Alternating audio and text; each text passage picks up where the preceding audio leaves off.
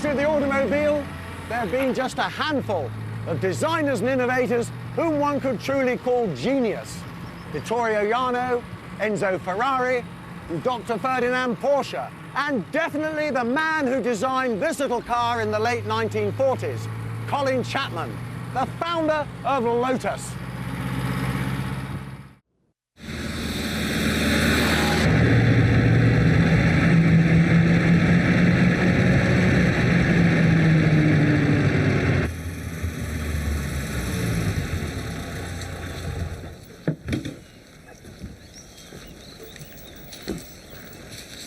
Nearly 60 years separate these two cars. This is the very first machine that Colin Chapman put together whilst he was still a student in 1948. It's known as the Mark I, and it was basically a 15 horsepower trials competition car based on the ubiquitous Austin 7. Well, of course, that was just about the only thing that Chapman could get his hands on in post-war depressed Britain. And this is a true super performance sports car, the Lotus Elise, very much at the cutting edge of 21st century automotive technology. And yet, both these cars are still true to Colin Chapman's original design philosophy of lightweight through innovative chassis design and the use of small capacity engines that enabled him to absolutely maximize his power to weight ratio. Colin Chapman was obsessed with winning, and although he died at a relatively young age in 1982, his cars had won in virtually all the major motor racing categories, like Grand Prix World Championships, the Indianapolis 500, World Rally Championship, and of course, sports car racing. You know, I've always been a very keen Lotus fan myself, having owned and raced these cars for over 40 years.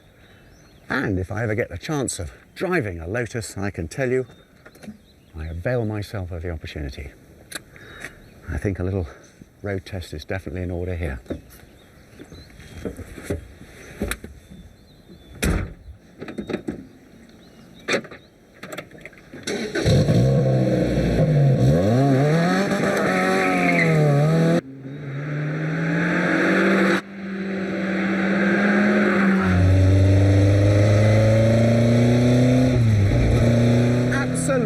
Exemplary. Everyone said it was like driving a civilized go-kart, and they're absolutely right. That's what it is.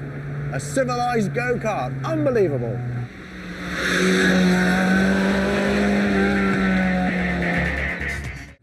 This is the very first car that elevated Lotus to the status of a real car manufacturer, the Lotus 6. Never again did Chapman have to start using other people's chassis either. This car has a dedicated tubular space frame and clothed in this little lightweight aluminium body.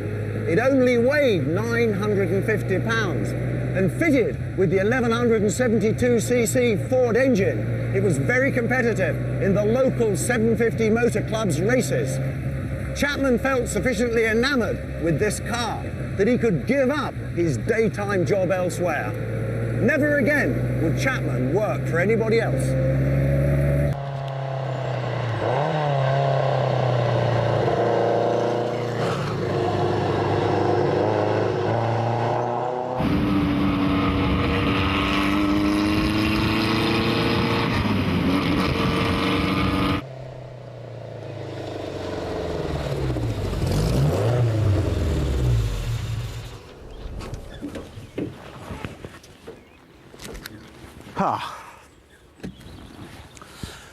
This is the famous Lotus 7, the spiritual successor, of course, to the Lotus 6. Every schoolboy, and I was one of them, dreamt of having one of these cars. It's got a more sophisticated chassis than the 6. If you have a look in here, you can see it's just a thinner tube gauge, and it's also just triangulated in the way an aircraft would be. It's lighter and it's stiffer. These cars first saw the light of day in 1957, although the bulk of production was in 1958. This is a 1959 car, however, about the 50th one they produced, And by that time, they were starting to get quite sophisticated. The early cars had a Ford 100E four-cylinder side valve engine and a 3-speed gearbox. Drum brakes.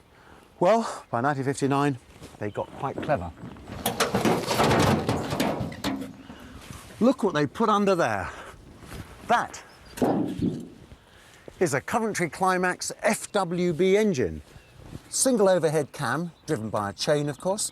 Twin Weber carburetors on this one, only little 40 DCOEs, but it produced about 140 odd horsepower. Now, in a car that only weighs a third of a ton, 140 times 3, do the maths. That's a very, very good power to weight ratio. Any way you look at it, a vintage Lotus 7 like this is still a really desirable car today.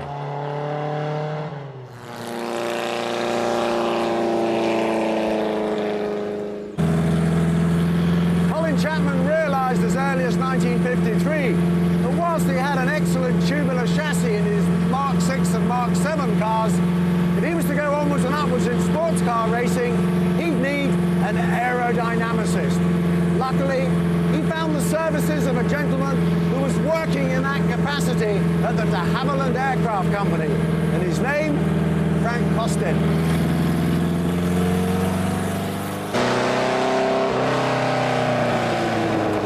Although Frank Costin had never designed anything to do with cars whatsoever, you never would have believed it when you look at the glorious aerodynamic bodies that he had fitted to Colin Chapman's cars. Chapman had taken hold of his basic Lotus 6 and 7 space frame because it worked so well, and he had that clothed in a body that would make it more aerodynamic. This is a Mark 9. The evolution of the Mark 9 became known as the Lotus 11. They dropped the Mark configuration from the 11 onwards. Both Colin Chapman and Frank Costin had worked really hard to improve the car. Chapman came up with a revised tubular space frame. It was lighter than the Mark 9s. Chapman by this time was known as Team Lotus. He was invited to the 1955 Le Mans 24-hour race, and if they were to be successful there, they would have to come up with something that was even more slippery than the Lotus Mark 9. Now, when Team Lotus went back to Le Mans in 1956, they walked off with the class. In 1957, with the Lotus 11 S2, they walked off with the 750cc class, the 1100cc class, and they won something that the French really coveted, and that was called the Index of Performance. The Lotus 12 was the very first ever Lotus single-seater racing car. Colin Chapman and Frank Costin designed it and built it, of course, and Chapman had become really somewhat obsessed, thank goodness, with motor racing. The new 1957 regulations for Formula 2 suited him ideally. It couldn't have an engine that was any bigger than 1,500 cc's, and Coventry Climax were building just such a unit. When you see inside here, it is so simple. There's the FPF 1,500cc Climax engine. Weber carburetors, of course. It gave about 140 horsepower at 7,000 odd revs, and in a car that only weighed 700 pounds, that was pretty powerful. Now down here, have a look, there's the rack and pinion in the front, radiator of course, and have a look at the front suspension. It's an upper wishbone formed by that link and that anti-roll bar, and then of course a lower wishbone as well. Lotus 12's greatest claim to fame was that in 1958, it actually was the first Lotus to enter a Grand Prix.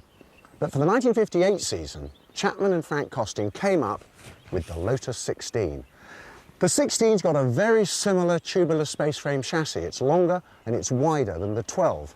And because the two of them had been employed by Tony Vandervelde to work on his van wall program, the Lotus 16's often referred to as the miniature van wall. And you can see why.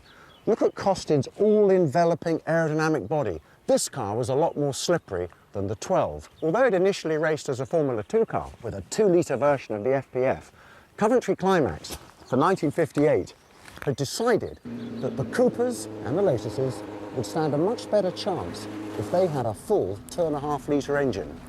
That's what they produced, a 2.5-litre FPF 4-cylinder engine. It gave about 240 horsepower, comfortably more than the old 1500, and of course made a much better engine for Grand Prix. Something else about the Lotus 16, It was the very first Grand Prix car that the great Jimmy Clark was given a trial in by Colin Chapman. Oh, the rest is history.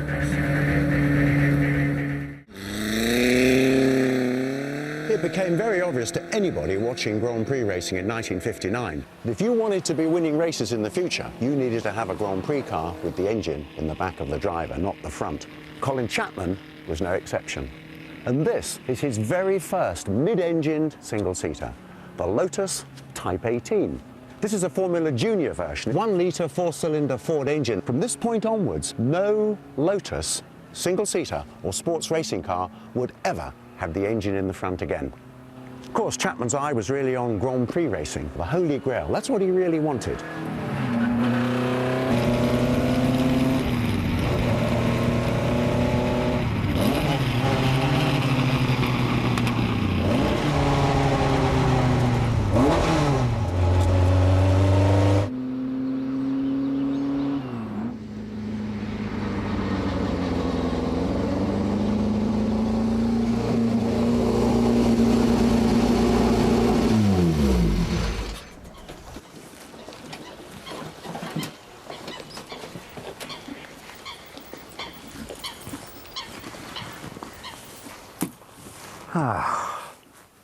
This is a full-blooded Formula One Lotus 18. In periods, some of the drivers used to groan about it was a difficult car to drive, it wasn't comfortable. I personally find it very comfortable and very easy indeed to drive. This was specially designed, though, as a Formula One car. Chapman no longer had to take something like his Lotus 12 or his 16 that were Formula 2 cars and convert them. This car was purpose-built as a Formula One machine. Of course, it's got a bigger engine in it. Coventry Climax's 2.5-litre FPF. We'll have a look at that. There it is. Looks like the Formula 2 engine, 1500, but of course it's not. It's bigger. And the one way you can tell immediately is have a look at these carburetors. Whacking great Weber 58 DCOEs. Not those scrawny little 45s you get on the Formula 2 cars. In the back, this car has a 5-speed Calotti gearbox. It's a delight. It could also have had the Queer box, it could have had a Laistel box. Have a look at the rear suspension. Typical Chapman, solid drive shaft, acting as part of the rear suspension. To show what a good chassis the Lotus 18 was, in the 1961 season, the capacity of the engines in Formula One cars changed. It went from the 2.5-litre engine to a 1.5-litre engine. Well, the Rob Walker team, and this car is in their beautiful Rob Walker blue and white colours, kept with their Lotus 18. The car was modified by Al Francis, their mechanic. He put a Lotus 21 back end on it. The biggest difference between the 18 and the 21 is that the drive shaft down the back here is no longer a stress member. It's a sliding spline drive shaft, and it's got a top link here to hold the upright. Made a big difference to the handling. Rob Walker and Stirling Moss took their car to the Monaco Grand Prix in 1961. Jimmy Clark had got on pole in his factory Lotus 21. Unfortunately, he crashed the car. Well, the race started. Moss went off like a dingbat and won the race outright. It was one of his all-time spectacular drives. But that made 2 Monaco Grand Prix that have been won by Stirling Moss for Rob Walker in Lotus 18s. One with a 2.5-litre engine, this one with a 1.5-litre engine. It really is the most gorgeous car. Here you have really the whole panoply of Lotus, starting with his Lotus 12, his first Formula 2 single-seater, the Lotus 16, which also was used in Grand Prix, to his Lotus 18, 1960, full 2.5-litre car, to his 1961 Lotus 18, 1.5-litre car. Now, to me, that is pretty spectacular, and Lotus definitely on the Grand Prix map, big time.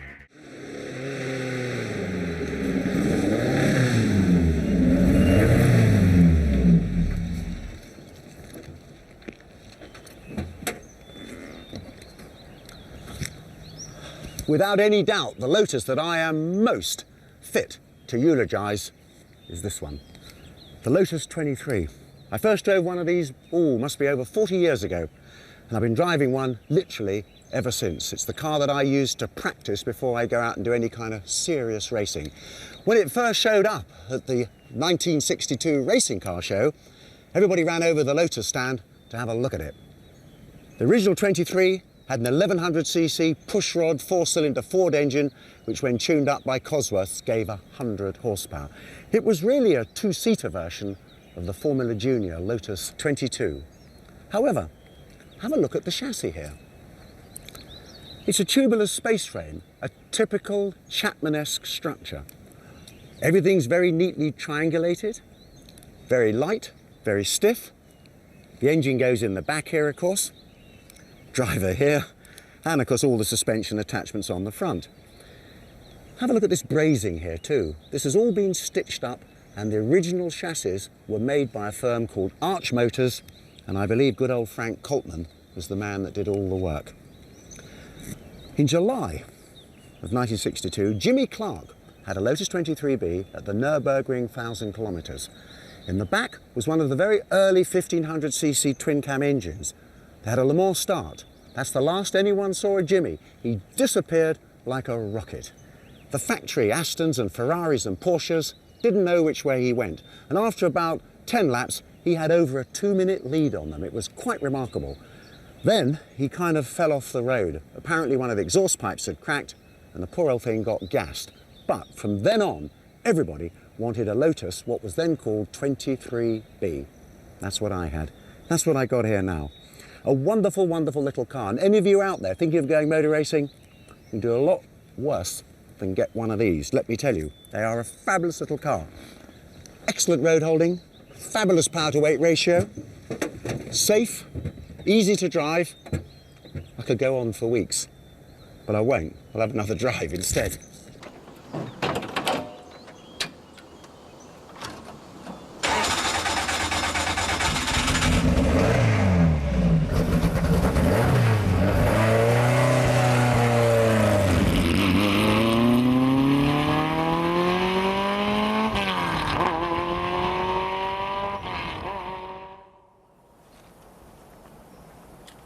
The Lotus 25 wasn't just a milestone car for Lotus. It was actually a milestone car for every other single constructor in Grand Prix racing.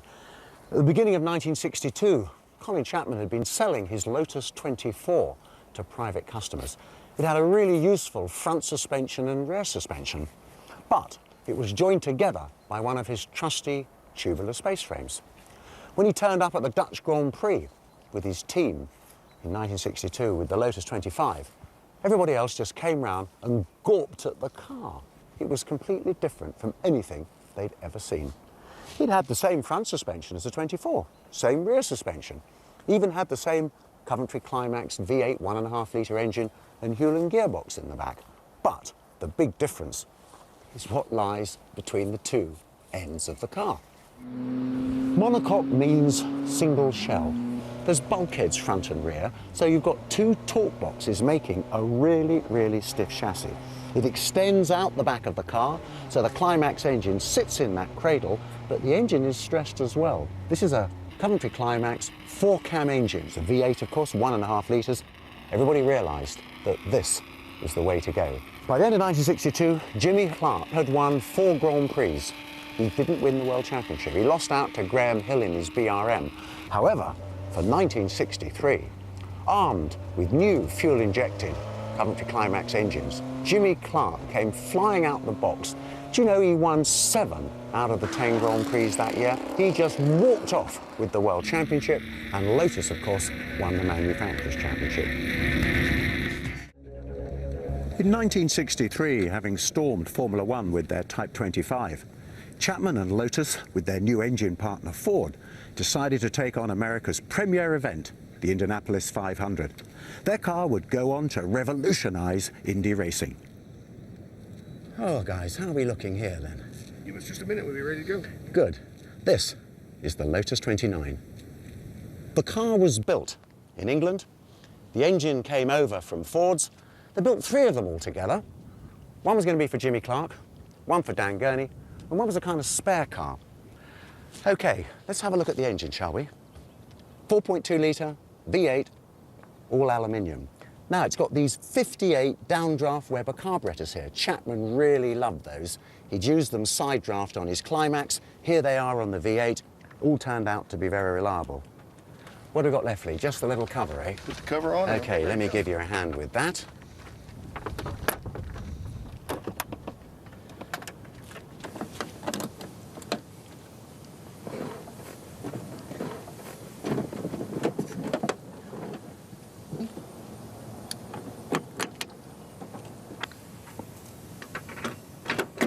Have you got it neutral, Alan? Yeah, neutral, Kenny, and ignition and pumps.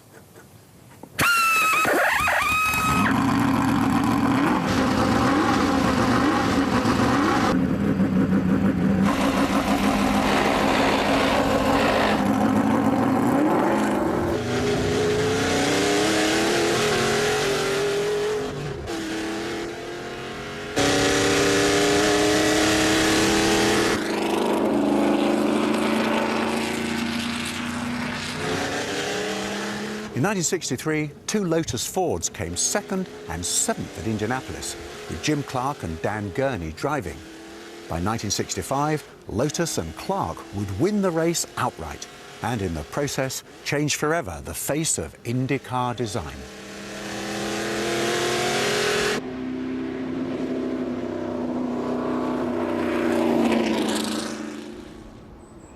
Just as in 1962, Colin Chapman and Lotus had broken new ground with their Lotus 25 monocoque Grand Prix car, so they did exactly the same thing again in 1967 with the Lotus 49.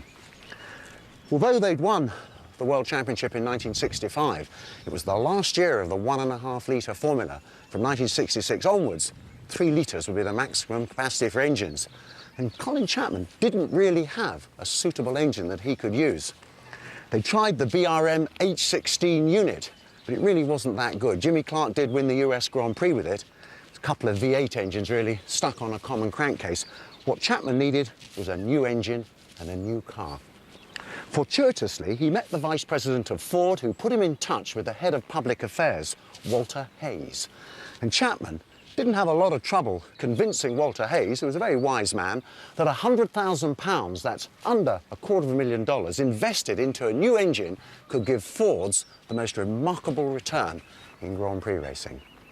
Well, Keith Duckworth was the man who said he could build the engine, and the first £25,000 went on a Formula 2 engine known as the FVA 4-valve A series, and that was shortly followed by the double 4-valve or DFV.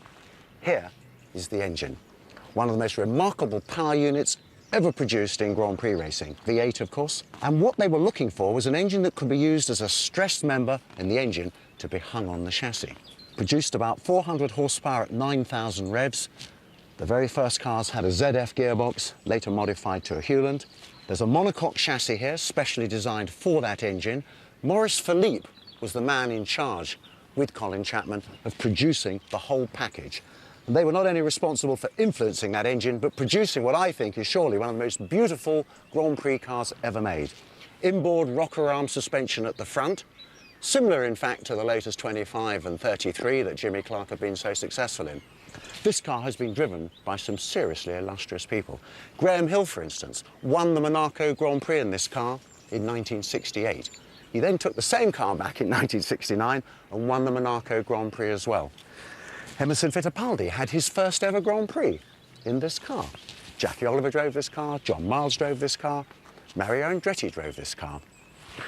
Well, unfortunately, none of these gentlemen can be here to demonstrate this car for us today. So I've got to do it. What a treat.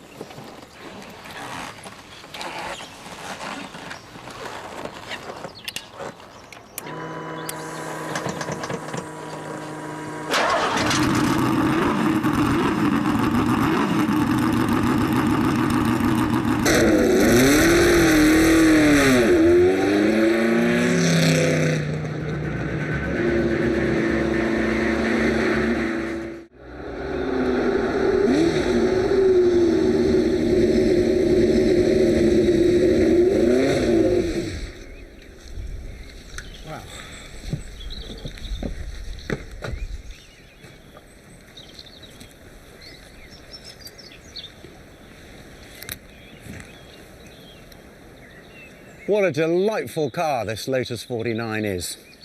Delicious even. It's a bit hot in there. I would say that this is as iconic a Grand Prix car as ever got built. However, even though the Lotus 49 was capable of winning a Grand Prix in 1970, Colin Chapman realised that for the future, yet again, he would need another vehicle that had development potential. So he and Maurice Philippe went to work on a whole new style of car that would take them up into the 1970s. And this is it, the Lotus 72. It's a different style of car because what Chapman had learnt over the years was that lightweight was really the most important thing. When the car first debuted in the 1970 Spanish Grand Prix, it only weighed 530 kilograms. With the ubiquitous DFE in the back now giving something like 450 horsepower, it had a great power-to-weight ratio. Come have a look in the back though. The Hewland FG400 gearbox in here. Inboard rear disc brakes, of course. And that black tube out the back there, that's a torsion bar, but it's very specially made. It's one torsion bar inside another to give a rising rate, so that as the fuel load on the car went down, the suspension could still remain supple. Cold air box, which came in a little bit later, but obviously improved the horsepower. And have a look up the front here. Chapman had also learnt that a wedge-shaped nose would give download. So he put one on the 72, but if you have a wedge-shaped nose, there's no room for the radiator. So they went in at the side, made them aerodynamically a good idea and thermally more efficient. Inboard disc brakes in here. And have a look down here too. That drive shaft that you see there comes from the front wheel into the disc brake. And look at these lovely wishbones. They're all fabricated out of steel and heat treated. Would you believe that this car was still racing competitively in 1975? Now that meant that the Lotus 72 John Player Special altogether had 6 seasons of competitive racing in Grand Prix, which is most unusual. This is classic Team Lotus's own car as well. It's Lotus 72 chassis number 5. This is the actual car that Fittipaldi won his World Championship with in 1972.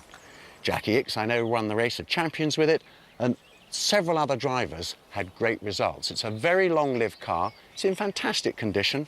They even race it today, would you believe?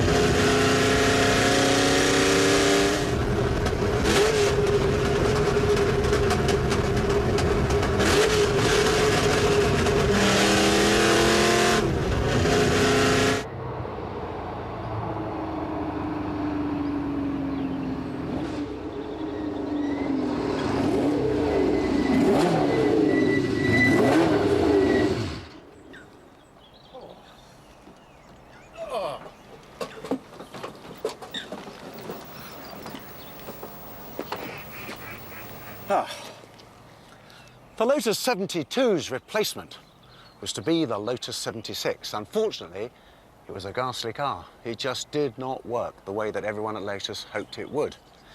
It was indeed replaced by the Lotus 77. Now, the Lotus 77 was better, but still not really that good. His only claim to fame really is that Mario Andretti drove perhaps one of the races of his life when he won the very wet, sodden and terrible condition Japanese Grand Prix at the end of the 1976 season. That was the race you may remember that Niki Lauda refused to drive in, and my late great mate James Hunt became a very, very well-deserved world champion. Well, the 77 gave way to a car called the Lotus 78. Now, in the wind tunnel, what Colin Chapman had discovered is that he could get 25% extra download on the car by managing the air that went underneath it. Well, it certainly helped to put Lotus back on the map, did the 78. Mario Andretti and Gunnar Nilsson scored some victories, and things were looking really good when the Lotus 79 actually hit the tracks. Mario Andretti described this car as so easy to drive that even a monkey could drive it. It is quite a remarkable car. Chapman put these big side pods that you can see on the side, both sides. The air that went underneath those pods was managed into Venturi, so that by the time it came out the back here, it was actually causing download. And you've got to come and have a look at this. Look, this is what ground effects were all about then. See those skirts coming down there? Well, those held the air in these pods and created great download.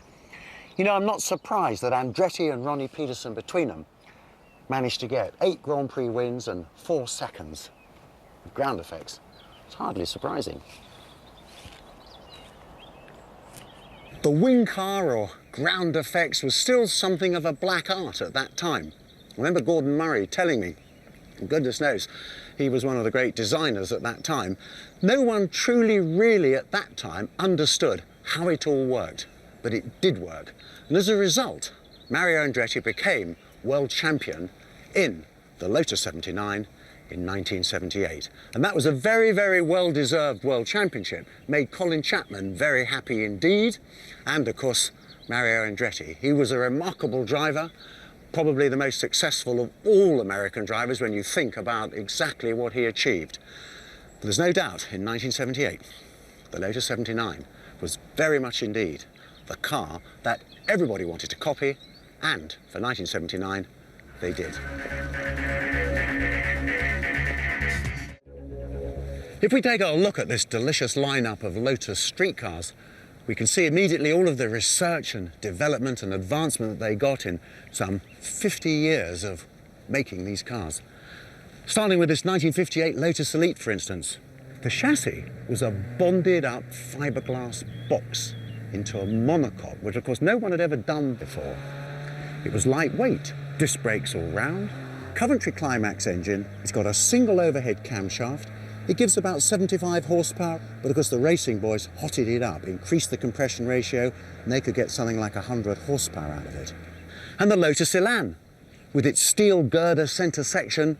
The very first engine they put into this car only had 1500 cc's.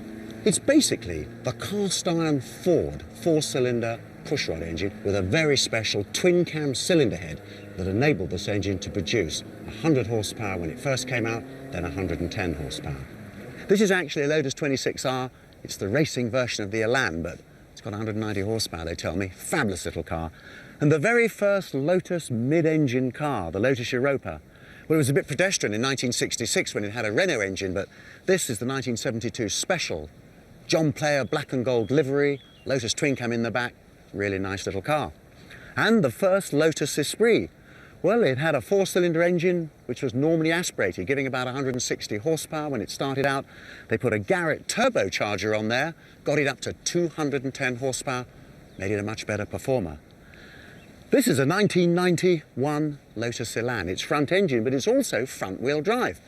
It was designed by a very good old friend of mine, Peter Stevens, an excellent designer, worked on my Le Mans team, as a matter of fact. I think that car's just as sexy today as it was when it was new. It's got the 4-cylinder Isuzu engine and in special equipment form with the turbo, 165 horsepower, only weighs just over 2,000 pounds, so it's a flyer. And this is a 2004 model Lotus Esprit. It's got the 32-valve Lotus V8 engine in there with not one, but two turbochargers, 350 horsepower, and in my opinion, the most luxurious Lotus ever built. And of course, the Lotus Elise. First saw the light of day at the Frankfurt Auto Show in 1995. Contained this lovely, very stiff aluminium extruded chassis that was all bonded together, so it was really light and stiff. This is a current offering. This Toyota four-cylinder engine in the back there, producing about 190 horsepower.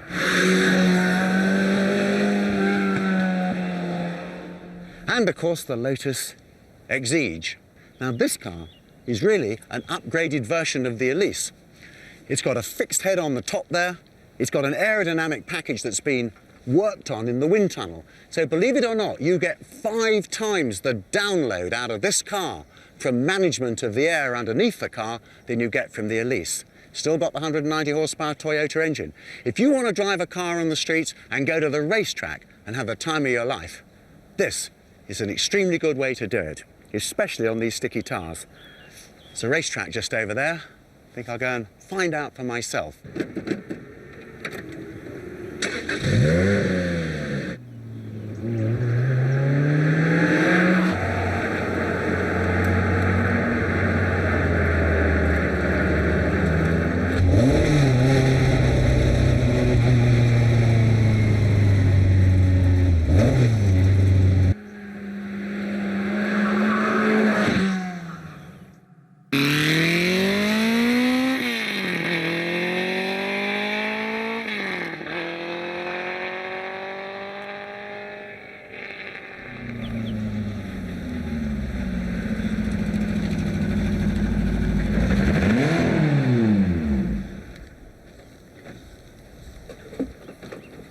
You know, there are 35 years that separate these two Lotus single-seater cars. The 18 was produced in 1959, and the Type 109, which is the very last Lotus Grand Prix car, was built in 1994.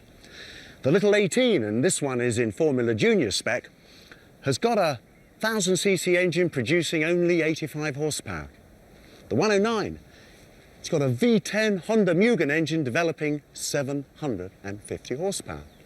The little 18, it's got a steel tubular chassis and it's covered in a very thin fiberglass body. The 109, well, it's got a vacuum-formed carbon fibre tub for a chassis and the bodywork, carbon fibre and Kevlar. The little 18 has got a 4-speed gearbox, manual. The 109 has got a semi-automatic 6-speed gearbox. Sponsorship, well, the Lotus 18, it didn't exist when that was new. 109, covered in it.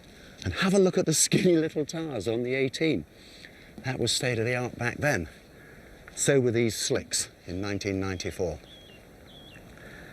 What these two cars do share, however, is the Lotus badge on the front of them. They both proudly wear Colin Chapman's badge.